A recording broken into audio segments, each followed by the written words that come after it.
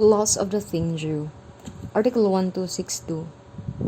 An obligation which consists in the delivery of a determinate thing shall be extinguished if it should be lost or destroyed without the fault of the debtor and before it has incurred in delay. When by law or stipulation the obligor is liable even for fortuitous events, the loss of the thing does not extinguish the obligation, and he shall be responsible for damages.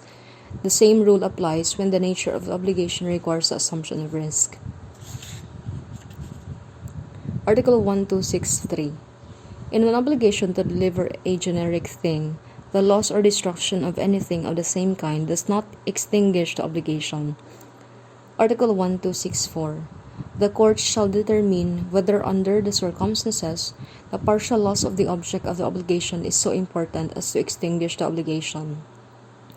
Article 1265. Whenever the thing is lost in the possession of the debtor, it shall be presumed that the loss was due to his fault, unless there is proof to the contrary, and without prejudice to the provisions of Article 1165. This presumption does not apply in case of earthquake, flood, storm, or other natural calamity. Article 1266. The debtor in obligations to do shall also be released when the prestation becomes legally or physically impossible without the fault of the obligor. Article 1267. When the service has become so difficult as to be manifestly beyond the contemplation of the parties, the obligor may also be released therefrom, in whole or in part. Article 1268.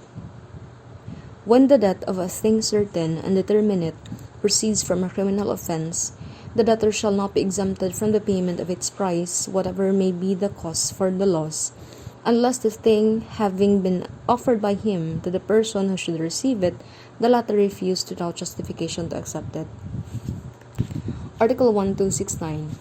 The obligation having been extinguished by the loss of the thing, the creditor shall have all the rights of action which the debtor may have against third persons by the reason of the loss.